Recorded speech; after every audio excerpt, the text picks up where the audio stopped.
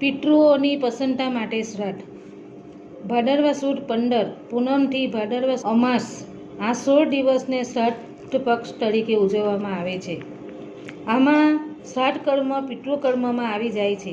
દરેક ગૃહસ્થની એ પવિત્ર ફરજ છે કે પોતાના પૂર્વજ પિતૃઓ માટે શ્રાદ્ધ કર્મ કરવું જોઈએ. આપણા પૂર્વજ પિતૃઓ પિતૃલોકમાં વાસ કરે છે.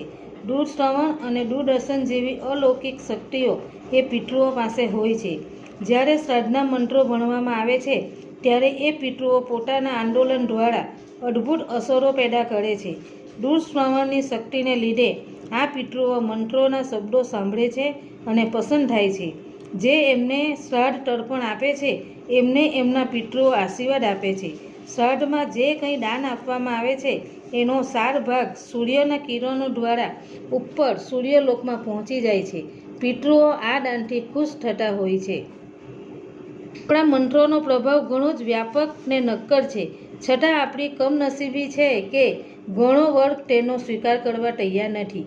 જેમના આત્માઓ દૂષિત થયા છે અને જેમની મતિ ફરી ગઈ છે એવા લોકો ધાર્મિક ક્રિયાઓ કરવાનું બંધ રાખે છે. પવિત્ર ધાર્મિક ક્રિયાઓ પ્રત્યે ઉદાસીન બને છે. ખોટા વાદ વિવાદ અને તર્કને આધારે એ લોકો ગેરમાર્ગે દોરવાઈ ગયા હોય છે. તામસી વૃત્તિઓ એમના પર જલ્દી અસર કરે છે. આનું મૂળ કારણ એમનું અજ્ઞાન છે. આ વિષયનું સમાધાન કરતો એક પ્રસંગ જોઈએ. ભગવાનનું વાહન ગરુડ ભગવાનને પૂછે છે કે હે સ્વામી, પરલોકથી આવીને આ પૃથ્વી પર શ્રાદ્ધમાં ભોજન કરતા પિતૃઓને કોઈએ જોયા છે ખરા? ભગવાન કહે છે, હે ગરુડ, સાંભળ, સીતાજીનું એક ઉદાહરણ તને કહું છું.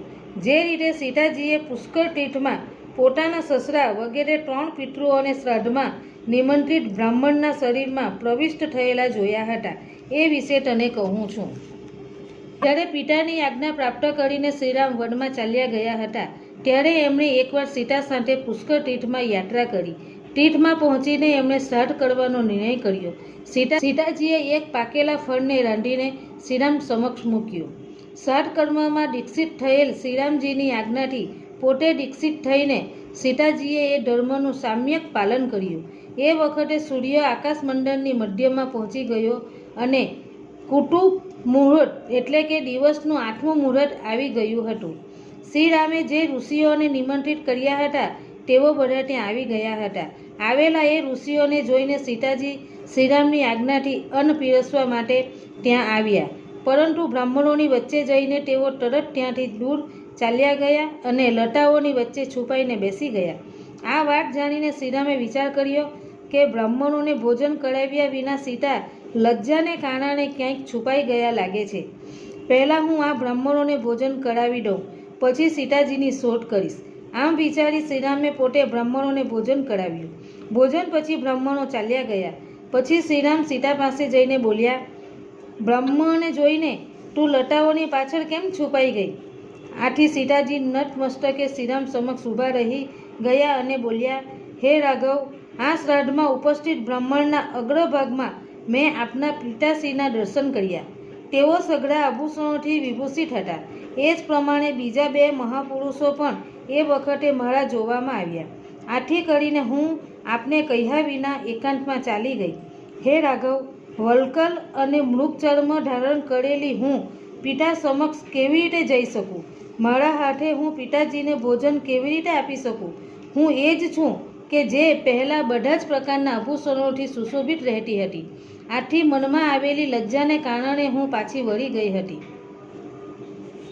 શ્રાદ્ધ વિશે દેવતાઓના ગુરુ બૃહસ્પતિજી કહે છે કે શ્રાદ્ધ વિષયક ચર્ચા અને એની વિધિઓ સાંભળીને જે મનુષ્ય દોષ દ્રષ્ટિથી જોઈને એમનામાં અશ્રદ્ધા કરે છે એ નાસ્તિક ચારે બાજુ અંધકારથી ઘેરાઈને ઘોર નરકમાં પડે છે.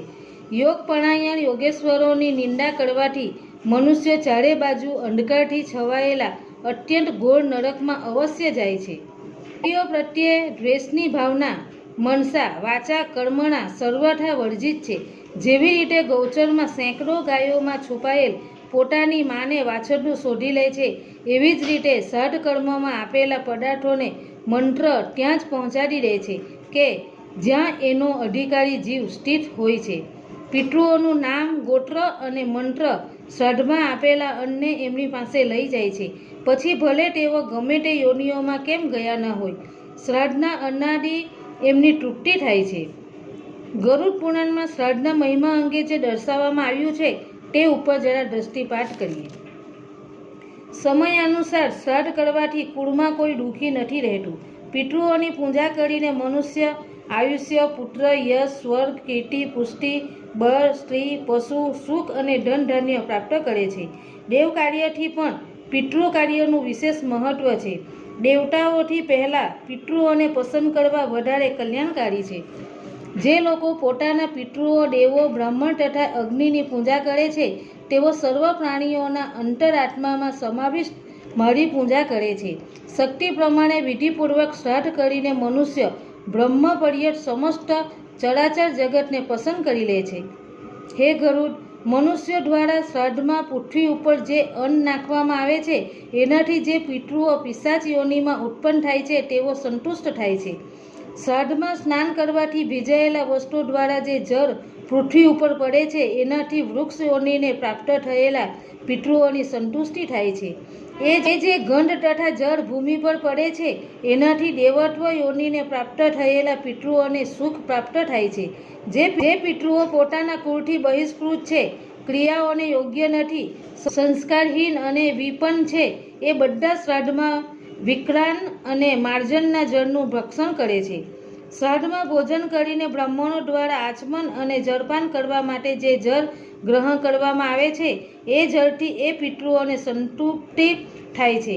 જેમને પિશાચ, કૃમિ અને કીટની યોનિ મળી છે તથા જે પિતૃઓને મનુષ્ય યોનિ પ્રાપ્ત થઈ છે એ બધા પૃથ્વી ઉપર શ્રાદ્ધમાં આપવામાં આવેલા પિંડોમાં વપરાયેલા અન્નની અભિલાષા કરે છે.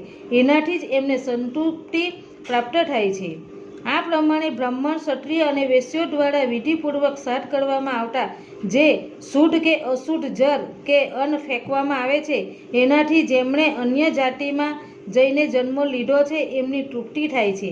જે મનુષ્ય અન્યાયપૂર્વક અર્જિત કરેલા પદાર્થોથી શ્રાદ્ધ કરે છે એ શ્રાદ્ધથી નીચ યોનિઓમાં જન્મ લેનારા ચંડાળ પિતૃઓની તૃપ્તિ થાય છે. હે ગરુડ, આ સંસારમાં શ્રાદ્ધના નિમિત્તે જે કંઈ પણ અન્ન, ધન આદિનું દાન પોતાના બંધુ બાંધવો દ્વારા આપવામાં આવે છે એ બધું પિતૃઓને પ્રાપ્ત થાય છે. અન્ન, જળ, શાક, પાન આદિ દ્વારા યથાશક્તિ જે શ્રાદ્ધ કરવામાં આવે છે એ બધું પિતૃઓની તૃપ્તિનું કારણ બને છે. શ્રાદ્ધ અંગે જગતપિતા બ્રહ્માજી કહે છે કે મનુષ્ય લોક પોષણની દ્રષ્ટિથી જે કોઈ શ્રાદ્ધ કરશે એને પિતૃગણ સદાય પુષ્ટિ તેમજ સંતતિ આપશે.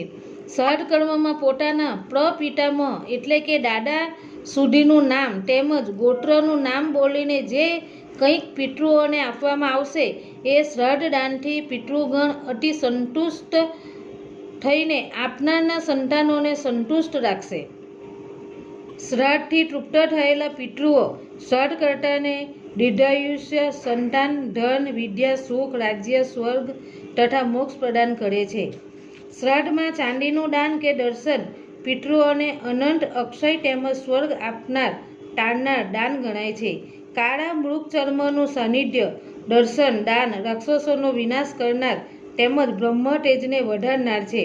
સોના, ચાંદી, તાંબામાંથી બનાવેલી વસ્તુઓ, જનોઈ, તલ, વસ્ત્ર, દર્ભ, કામડા તેમજ બીજી પવિત્ર વસ્તુઓ, મન, વચન, કર્મનો યોગ આ બધી વસ્તુઓ શ્રાદ્ધમાં પવિત્ર મનાય છે.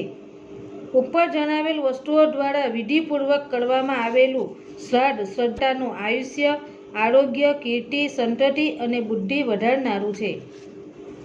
હવે તિથિ મુજબ શ્રાદ્ધનું ફળ જોઈએ.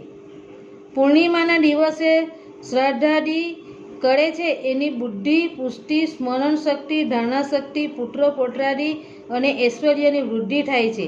એ પૂર્ણ પર્વનું ફળ ભોગવે છે. એકમનું શ્રાદ્ધ ધન સંપત્તિ માટે હોય છે તેમજ શ્રાદ્ધ કરનારાની પ્રાપ્ત વસ્તુ નષ્ટ થતી નથી. બીજના દિવસે શ્રાદ્ધ કરનાર રાજા બને છે. અર્થની પ્રાપ્તિ થાય છે. તીજનું શ્રાદ્ધ વિહિત છે. ત્રીજ શત્રુઓનો નાશ કરનારી અને પાપ નાશીની છે. ચતુર્થીનું શ્રાદ્ધ કરનારને શત્રુઓની સમસ્ત છળકપટનું જ્ઞાન થઈ જાય છે. પાંચમનું શ્રાદ્ધ કરનાર ઉત્તમ લક્ષ્મીની પ્રાપ્તિ કરે છે. છઠનું શ્રાદ્ધ કર્મ કરનારની દેવતા લોકો પૂજા કરે છે. સાતમે જે શ્રાદ્ધાદિ કરે છે એને મહાન યજ્ઞોનું પૂર્ણ ફળ પ્રાપ્ત થાય છે અને તે ગણોનો સ્વામી બને છે. આઠમે જે શ્રાદ્ધ કરે છે એ સંપૂર્ણ સમૃદ્ધિઓ પ્રાપ્ત કરે છે. નવમીએ શ્રાદ્ધ કરનાર અઢળક ઐશ્વર્ય અને અનુકૂળ સ્ત્રીને પ્રાપ્ત કરે છે. દસમીએ શ્રાદ્ધ કરનાર બ્રહ્મત્વની લક્ષ્મી પ્રાપ્ત કરે છે. એકાદશીનું શ્રાદ્ધ સર્વશ્રેષ્ઠ છે. એ સમસ્ત વેદોને પ્રાપ્ત કરાવે છે. એના પાપ કર્મોનો નાશ થાય છે તેમજ ઐશ્વર્યની પ્રાપ્તિ થાય છે.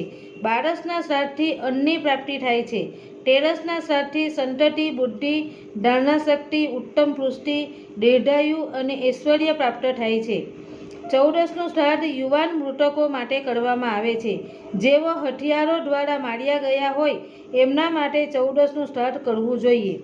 અમાવસ્યાનું શ્રાદ્ધ સમસ્ત વિષમ ઉત્પન્ન થનારાઓ માટે અર્થાત 3 કન્યાઓ પછી પુત્ર અથવા 3 પુત્ર પછી કન્યા હોય તો એના માટે હોય છે. જોડકાઓ ઉત્પન્ન થયેલ હોય તેણે પણ આ દિવસે શ્રાદ્ધ કરવું. જોડિયા બાળકો માટે બ્રાહ્મણોને ભોજન કરાવવું જોઈએ તેમજ ચંદ્રમાને પણ તર્પણ કરવું જોઈએ.